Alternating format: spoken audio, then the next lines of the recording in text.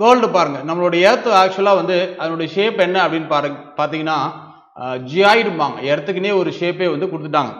ஓகேவா?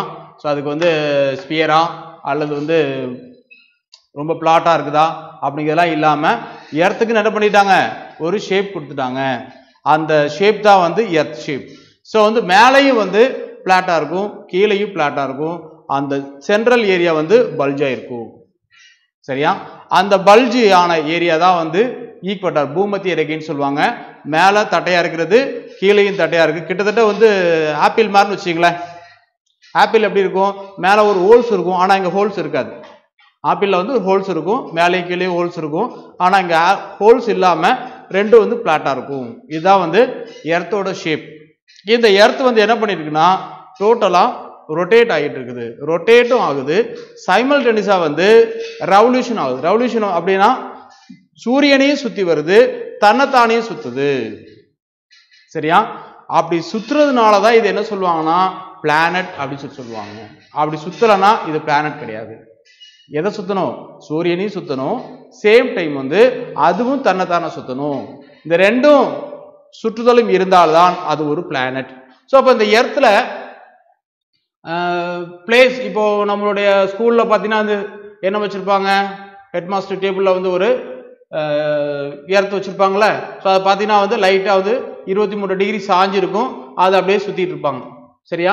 அதே மாதிரி சேம் வந்து என்ன பண்ணிருக்கு, எர்த் வந்து 23 டிகிரி சாய்ந்து சுற்றிட்டு இருக்குது. 1600 அரௌண்ட் 680. ஸோ அவ்வளோ கிலோமீட்டர் பர் ஹவர் வேகத்தில் இந்த எர்த் வந்து என்ன பண்ணிட்டு இருக்குது, சுற்றிட்டு இருக்குது. சரியா? ரைட். இப்படி சுற்றிட்டு இருக்கக்கூடிய இடத்துல தான் நாம மேலே உட்கார்ந்துருக்கோம். நம்மளால எப்படி மேலே உட்கார முடியுது? இப்போ நம்ம ஏதோ ஒரு ஃபேன் ஓடுதுன்னு வச்சுங்களேன், அந்த ஃபேன் மேலே எதையாவது தூக்கி வச்சா என்ன ஆகிடும், ஃபேன் ஆன் பண்ணி விட்டா ஆட்டோமேட்டிக்காக கீழே விழுந்துடும். அப்போ நம்மளும் என்ன பண்ணணும், கீழே விழத்தானே செய்யணும். ஆனால் என்ன பண்றதில்ல, கீழே விழுவதில்லை. எதனால் அப்படின்னு கேட்டீங்கன்னா இங்க இருக்கக்கூடிய கிராவிட்டி. ஸோ இங்க கிராவிட்டி, புவி ஈர்ப்பு விசைன்னு ஒன்று இருக்குது. இந்த ஈர்ப்பு விசை என்ன பண்ணுதுன்னா புவியை நோக்கி எல்லாத்தையும் ஈர்க்குது. அதனாலதான் வளிமண்டலமே உருவாகி இருக்குது, அட்மாஸ்பியர். சரியா? ஸோ இந்த புவி ஈர்ப்பு விசை காரணமாக புவி ஈர்த்து நம்மளை உள்ள வச்சுக்குது, நம்ம அது மேல உட்கார்ந்துட்டு இருக்கோம், வளிமண்டலம் உருவாக்கப்பட்டுள்ளது. சரியா? ரைட். ஸோ இது கிராவிட்டி. நம்ம இன்னும் டீட்டெயிலாக என்ன பண்ணலாம், உள்ள போகலாம். தென் இங்க பாருங்க, இதுதான் வந்து பிரைம் மெரிடியன் சொல்லுவாங்க. இந்த பிரைம் மெரிடியன் வந்து அதாவது வந்து 0 டிகிரி தீர்க்க கோடுன்னு சொல்லுவாங்க. இந்த 0 டிகிரி தீர்க்க கோடு இங்க பாருங்க, Europe, Arctic, Antarctic, Africa. So இந்த 4 காண்டினென்ட் வழியாக போகுது. இந்த லைனை என்ன சொல்லுவாங்கன்னா ஜிஎம்டின்னு சொல்லுவாங்க, கிரீன்விச் மீன் டைம் சொல்லுவாங்க. கிரீன்விச் அப்படிங்கிறது இங்கிலாந்துல இருக்கக்கூடிய ஒரு சிட்டி. ஓகேவா? இங்கிலாந்துல இருக்கக்கூடிய ஒரு சிட்டி, அது வழியா பாஸ் ஆகுது. நம்ம மிர்சாப்பூர் சொல்றோம்ல, அதே மாதிரி உலக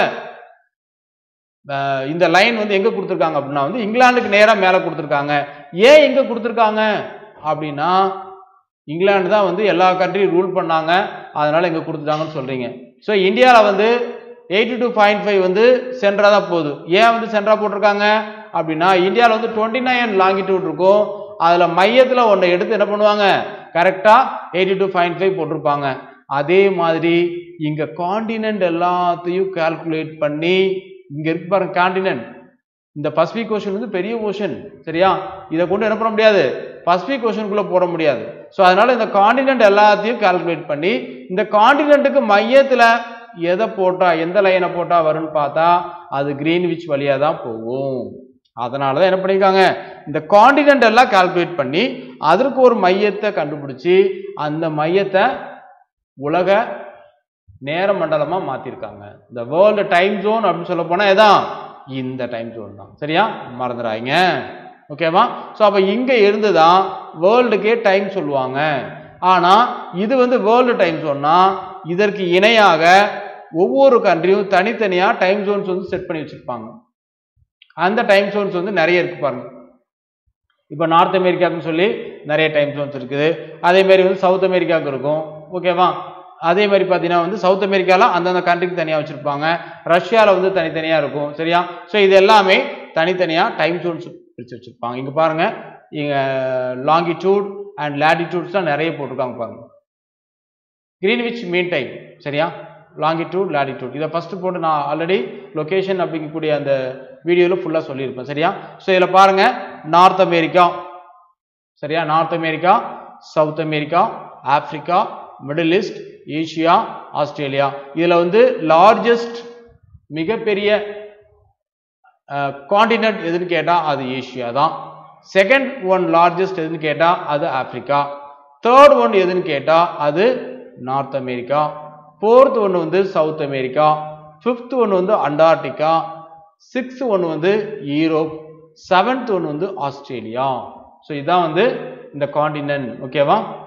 காண்டினென்ட்டை பற்றி சொல்கிறது வந்து இதான், பார்த்துங்க, நல்லா பார்த்துங்க.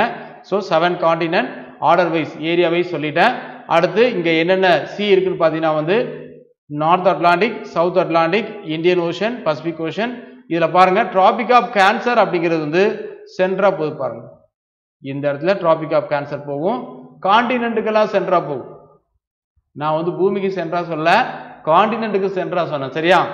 அடுத்து பூமிக்கு சென்ட்ரா போகக்கூடியது ஈக்குவடார். இது கொஞ்சம் கீழே இறங்கிருச்சு பாருங்க, இது கொஞ்சம் கீழே இறங்கிருச்சு. அடுத்து டிராபிக் ஆஃப் கேப்ரிகான் பாருங்க. டிராபிக் ஆஃப் கேன்சர்னா கடகரேகைங்க, இது வந்து மகர ரேகை, இது பூமத்திய ரேகை. அப்புறம் என்னாச்சுது, இங்க கீழே பார்த்தீங்கன்னா இது இந்த காண்டினென்ட். அதாவது நீங்க எப்போதுமே இந்த கடகரேகை, மகர ரேகை, பூமத்திய ரேகை இதெல்லாம் வந்து எந்தெந்த காண்டினென்ட் வழியா போகுது அப்படின்னு டிஎன்பிஎஸ்சிக்கு தெரிஞ்சுக்கிட்டா ரொம்ப நல்லது. ஸோ இங்க பாருங்க, இதான் வந்து பிரைம் மெரிடியன். ஸோ இங்க இருந்து பார்த்தீங்கன்னா வந்து 180 இதான் இன்டர்நேஷனல் டேட் லைன். சரியா? இங்க வந்து ரஷ்யா இருக்குது, இங்க அலாஸ்கா இருக்குது. இந்த ரெண்டுக்கு இடையில பசிபிக் ஓஷன்ல சென்ட்ரா வரும். இதுதான் ஒரு நாளை வந்து டிசைட் பண்ணக்கூடிய ஒரு லைன். இங்க தான் இன்டர்நேஷனல் டேட் லைன் கொடுத்துருக்காங்க, பாத்தீங்களா? International date line. ஸோ இதான் வந்து ஒரு டே இங்க தான் முடியும், இங்க தான் ஒரு டே ஆரம்பிக்கும். இந்த இன்டர்நேஷனல் டேட் லைனுடைய வெஸ்டர்ன் பார்ட், இந்த பார்ட் வந்து வெஸ்டர்ன் பார்ட். இங்க வந்து ஒரு டே வந்து என்ன ஆகும், ஆரம்பிக்கும். ஈஸ்டர்ன் பார்ட்ல ஒரு டே முடியும். சரியா? இந்த லைனுக்கு இந்த பக்கம் தான் என்ன ஆகும், ஒரு டே வந்து ஸ்டார்ட் ஆகும். இந்த லைனுக்கு அந்த ஈஸ்டர்ன் சைட் பார்த்தீங்கன்னா ஒரு டே முடியும். அப்போ இங்கே தான் இன்னைக்கு வந்து என்ன, இன்னைக்கு மண்டே அப்படின்னா இங்கே ஸ்டார்ட் ஆகி வந்துகிட்டு இருக்குது. கடைசியாக எங்கே வந்து முடியும்னா இந்த அமெரிக்காவில் வந்து முடியும். இந்த அமெரிக்காவில் இங்கே இருக்கு பாருங்க 180, இந்த லைன் இங்கே தான் இருக்கும். சரியா? அப்போ இப்போ வந்து நியூ இயர் வந்து ஃபர்ஸ்ட் செலிப்ரேட் யார் பண்ணுவா அப்படின்னா இங்கே இருக்காங்க பாருங்க, நியூசிலாந்து. இன்டர்நேஷனல் டேட் லைன் இருக்கு பார்த்தீங்களா? இங்க இருந்து ஃபர்ஸ்ட் வரக்கூடிய கண்ட்ரியே தான் நியூசிலாந்து. ஆஸ்திரேலியா கீழே இருப்பாங்க. அதனால தான் இது என்ன சொல்றாங்கன்னா, ஃபர்ஸ்ட் நியூ இயர் செலிப்ரேட் பண்ணக்கூடிய வேர்ல்டு கண்ட்ரி எதுன்னு கேட்டா ஆன்சர் நியூசிலாந்து. ஆனா சூரியன் உதிக்கும் நாடுன்னு எது சொல்றாங்க அப்படின்னா ஜப்பானை சொல்றாங்க. அப்ப இதுக்கு பக்கத்துல இங்க பாருங்க, இந்த டாட் லைன் இருக்கு பாருங்க, இதுதான் என்ன, டிராபிக் ஆஃப் கேன்சர் மேல கூடிய டாட் லைன். இது ஈக்குவடார். ஈக்குவடார்ல இருந்து ஃபர்ஸ்டா வந்து ஜப்பானுக்கு தான் வரும் இந்த சன்லைட். சரியா? வித்தவுட் எனி டிஸ்டர்பன்ஸ் அப்படின்னு சொல்லும்போது ஃபர்ஸ்டா வந்து ஜப்பானுக்கு வரும். அதனால தான் லேண்ட் ஆஃப் ரைசிங்ஸ் சொல்றாங்க, சூரியன் உதிக்கும் நாடு அப்படிம்பாங்க. ஆனா நியூசிலாந்துக்கு பக்கத்துல இந்த இன்டர்நேஷனல் டேட் லைன் இருக்குது, மறந்துடாதீங்க. சரியா? ரைட். ஸோ இதுல இருந்து இங்க பாருங்க, இங்க லைன் கொடுத்துருக்காங்க பாருங்க, இது எல்லாமே வந்து டிகிரி தீர்க்க கோடுகள். நம்ம இந்தியா எங்க இருக்குன்னா கரெக்டா 75 டிகிரியில போட்டிருக்காங்க. சரியா? நமக்கான இந்தியாக்கான டைம் ஜோன் எதுன்னு பார்த்தீங்கன்னா வந்து இந்த 82.5 82.5 மிர்சாப்பூர் இருக்குல்ல, அதுதான் இந்தியாக்கான நேர மண்டலம். ஓகேவா? ஸோ இதுக்கும் இந்த 0 டிகிரி இங்க பிரைம் மெரிடியன் இருக்கு பாருங்க, இந்த ரெண்டுக்கு இடையில 82.5 டிகிரி இருக்கும் இதுக்கு இடையில. ஸோ இந்த 82.5க்கு வந்து ஒரு டிகிரிக்கு வந்து 4 நிமிஷம்னா டோட்டலா 330 நிமிஷம் வரும். அப்புறம் 330 60ஆல வகுத்துட்டோம்னா 5.5 மணி நேரம் வரும். சரியா? இதுதான் இன்டர்நேஷனல் டைமுக்கும் நம்மளுடைய டைமுக்கும் உள்ள வித்தியாசம். சரியா? ரைட். ஓகே. ஸோ அதுக்கப்புறம் இந்த லைன் ஃபுல்லா இங்க வந்து கடைசியா எங்க முடியும், இந்த 180 டிகிரியில முடியும். அமெரிக்கா தான் கடைசியா வரும். சரியா? ஸோ இதுல ஆப்பிரிக்கா வழியா எது போகுதுன்னு பார்த்துங்க. இந்தியா வழியா போகக்கூடிய இதெல்லாம் நான் ஆல்ரெடி எக்ஸ்பிளைன் பண்ணிட்டேன். The world according to area, the world largest country எதுன்னு கேட்டா அது நீங்க கண்ணு மூடி சொல்லலாம், இந்த yellow கலர். உலகின் மிகப்பெரிய நாடு, பரப்பளவில் மிகப்பெரிய நாடு எது? இந்த ரஷ்யா. சரியா? ரைட். தென் இரண்டாவது மிகப்பெரிய நாடு எதுன்னு கேட்டா இந்த கனடா பரப்பளவில். இங்க பாருங்க இவ்வளவு ஐலண்ட்ஸ் இருக்குது. கனடா வந்து இரண்டாவது மிகப்பெரிய நாடு. அதே மாதிரி பார்த்தீங்கன்னா வந்து உலக அளவில் கடற்கரை நீளம் அதிகமாக கொண்ட நாடும் எதான்? இந்த கனடா தான். உலக அளவில் கடற்கரை நீளம் அதிகமாக கொண்ட நாடும் இந்த கனடா தான். அதே மாதிரி உலகின் மிகப்பெரிய தீவு எதுன்னு கேட்டா இந்த கிரீன்லாந்து. கிரீன்லாந்து மட்டும் ஏன் ஒயிட்டா கொடுத்துருக்காங்கன்னா இங்க ஃபுல்லா கிளேசியர் இருக்கும். இதுதான் உலகின் மிகப்பெரிய தீவு. சரியா? இதுதான் உலகின் மிகப்பெரிய தீவு. ஓகேவா? ரைட். ஏன் வந்து ஆஸ்திரேலியா கேட்பீங்க. அடுத்து ஆஸ்திரேலியா மட்டும் தீவு இல்லையா அப்படின்னு கேட்பீங்க. ஆனா அந்த கிரீன்லாந்து பாருங்க எவ்வளவு பெருசா இருப்பாங்க. ஆஸ்திரேலியாவோட பெருசா அப்படின்னா ஆஸ்திரேலியா விட பெரியதல்ல, சின்னதுதான். இருந்தாலும் மேப் போடும்போது என்னாகும், ஃபுல்லா வந்து என்லார்ஜ் பண்ணியிருப்பாங்க. என்லார்ஜ் பண்ணி இழுக்கும் போது இந்த மேல் பகுதி மட்டும் கொஞ்சம் பெருசா தெரியும் எல்லா இடமுமே. இப்போ ரஷ்யாவுமே இது ரொம்ப பெருசா இருக்குன்னா அது காரணம் என்ன?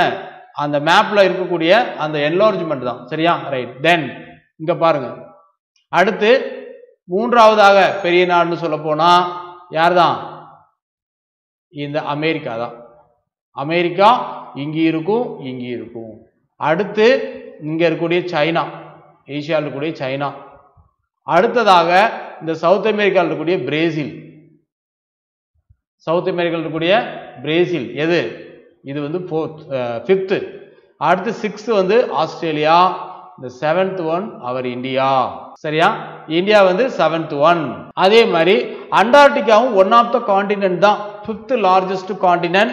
பட் இங்க என்ன அப்படின்னா வந்து கோல்டு டெசர்ட் வந்து இங்க அதிகமா இருக்கும். கோல்டு ஃபுல் அண்ட் ஃபுல் வந்து கிளேசியர் ஃபார்ம் ஆயிருக்கும். அப்ப இங்க என்ன பண்ண முடியாது, இங்க போய் குடியிருக்கலாம் முடியாது. இங்க போய் ரைஸ் கல்டிவேட் பண்ண முடியுமா, அல்ல வீட் கல்டிவேட் பண்ண முடியுமா? இல்ல சார் நான் பண்ணுவேன்னு சொல்றவங்க நிறைய பேர் இருக்காங்க, ஆனா அது பண்ண முடியாது.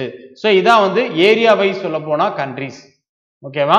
அதே மாதிரி இங்க இருக்கு பாருங்க, நம்ம இந்தியாவுடைய நெய்பரிங் ஆல்ரெடி சொல்லியிருப்பேன். ஃபர்ஸ்ட் வந்து ஏசியால இருந்து போகலாம். ஏசியா தான் நமக்கு ரொம்ப ரொம்ப முக்கியமானது, நியர்பையா இருக்குது. இந்த ஏசியா வந்து என்ன பிரிப்பாங்கன்னா South Asia, West Asia, Central Asia, East Asia, South East Asia. So இந்த ஏசியாக்குள்ளேயே இத்தனை டிவிஷன். எதெல்லாம்?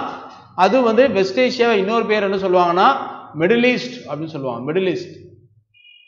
ஓகேவா? ஸோ மிடில் ஈஸ்ட், அது இல்லாமல் வெஸ்ட் ஏசியா. இது பாருங்க, இந்த வெஸ்ட் ஏசியான்னு சொல்லக்கூடிய நாடுகள் தான் இந்த பாகிஸ்தானுக்கு இந்த பக்கம், இந்த ஆப்கானிஸ்தான் விட்டுருங்க, இந்த பாகிஸ்தானுக்கு இந்த பக்கம் இருக்கக்கூடிய இந்த ஈஜிப்ட் வரைக்கும் இருக்கக்கூடிய எல்லா நாடுகளும் என்ன நாடுகள்? West Asian countries.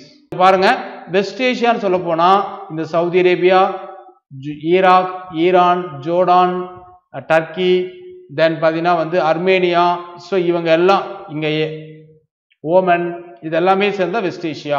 அடுத்து சென்ட்ரல் ஏசியானா இந்த ரஷ்யால இருந்து பிரிந்து வந்த நாடுகள் Kazakhstan, Uzbekistan, Azerbaijan, Kyrgyzstan, Tajikistan, Georgia, இந்த இது எல்லாமே வந்து சென்ட்ரல் ஏசியன் கண்ட்ரிஸ். சரியா? அடுத்து இங்க பாத்தீங்கன்னா வந்து இந்த மங்கோலியா இது கூட சேர்ந்துடும். ஈஸ்ட் ஏசியன் கண்ட்ரிஸ் சொல்ல போனா இது China, north and south Korea, Japan, Taiwan. So இவங்க மட்டும் தான் ஈஸ்ட் ஏசியன் கண்ட்ரி. சரியா? அதே மாதிரி இங்க பாத்தீங்கன்னா வந்து South East Asia. South East ஏசியான்னு சொல்றாங்களே, தென்கிழக்கு ஆசிய நாடுகள். ஸோ நிறைய பேர் தமிழ்ல இருப்பாங்கன்னு நினைக்கிறேன். சரி, ஓகே, நான் சொல்லிடுறேன். ஓகேவா? மேக்சிமம் சவுத் ஈஸ்ட் ஏசியானா தென்கிழக்கு ஆசிய நாடுகள். இவங்க தான் இந்த ஏசியன் கண்ட்ரிஸ் சொல்லுவாங்க. ASEAN Association of South East Asian Nation சொல்றாங்களே, ஸோ அந்த ஏசியான் வந்து இதான். இங்க இருக்கக்கூடிய கண்ட்ரிஸ் எல்லாம் இந்த மியான்மர்ல ஆரம்பிச்சு பிலிப்பைன்ஸ் வரைக்கும் இருக்கும். Myanmar, Laos, Vietnam, Thailand, Malaysia, Singapore, Indonesia, Philippines. So இந்த மாதிரி 10 நாடுகள் இங்க இருக்கும். சரியா? இதெல்லாம் வந்து சவுத் ஈஸ்ட் ஏசியா. அதுக்கப்புறம் நம்மளுடைய சவுத் ஏசியா. சரியா? இது ஒவ்வொன்றும் வந்து உங்களுக்கு கான்டினென்ட் வைஸ் தனித்தனியாக நான் எடுத்து போட்டு கொடுக்குறேன். இன்னைக்கு வந்து ஜென்ரலாக உங்களுக்கு சொல்லலாம் அப்படிங்கிறத நான் கொண்டு வந்தது. ஓகேவா? ஸோ இதில் பார்த்தீங்கன்னா வந்து இந்த மேக்சிமம் இந்த கான்டினென்ட்ல ஏசியாவை பொறுத்த வரைக்கும் மேக்சிமம் ஏரியா வந்து கவர் பண்ணியிருப்பாங்க. ஏசியா அப்படிங்கிறது ஒரு கான்டினென்ட் அப்படின்னா டோட்டலா இதுல வந்து ரஷ்யா பாருங்க, பாதி வந்து என்ன ஆயிருக்குமா, அங்க யூரல் மவுண்டைன் ஒரு மவுண்டைன் இருக்கும் இந்த இடத்துல. இந்த யூரல் மவுண்டைனுடைய ஈஸ்டர்ன் சைடெல்லாம் வந்து ஏசியான்னு சொல்லுவாங்க. யூரல் மவுண்டனுடைய வெஸ்டர்ன் சைடெல்லாம் வந்து யூரோப்னு சொல்லுவாங்க. சரியா? ரைட். அதே மாதிரி இந்த கண்ட்ரிஸ் என்ன சொல்லுவாங்கன்னா ஸ்காண்டினேவியன் கண்ட்ரிஸ் அப்படிம்பாங்க. இந்த Norway, Sweden, Finland, Iceland, Denmark. So இந்த நாடுகள்லாம் என்ன சொல்லுவாங்க ஸ்காண்டினேவியன் கண்ட்ரி. சரியா? தென் ஆனால் இந்த வேர்ல்டு மேப் பார்த்தீங்கன்னா தான் உங்களால் கரண்ட் அஃபேர்ஸ் படித்தா புரியும். ஷார்ட்டாக உங்களுக்கு ஃபைனலாக சொல்லக்கூடிய ஒரே ஒரு இன்ஃபர்மேஷன் அதான். வேர்ல்டு மேப் தெரியாமல் நீங்கள் வந்து கரண்ட் அஃபேர்ஸ் படிச்சிங்கன்னா புரியாது. வேர்ல்டு மேப்பை டைரெக்டாக கொஸ்டின் கேட்க மாட்டாங்க. ஆனால் கரண்ட் அஃபேர்ஸ்க்கு என்ன வேணும்? வேர்ல்டு மேப் வேணும். வேர்ல்டு மேப் இல்லாமல் நீங்கள் கரண்ட் அஃபேர்ஸ் படிச்சீங்கன்னா ரொம்ப கஷ்டமாயிடும். ஓகேவா? அதனால் வேர்ல்டு மேப் வந்து நல்லா பார்த்து வச்சுங்க. மீண்டும் என்ன பண்ணலாம்? ஒரு 9 மணிக்கு ஸ்டார்ட் பண்ணலாம். சரியா? ரைட். ஓகே. தேங்க்யூ.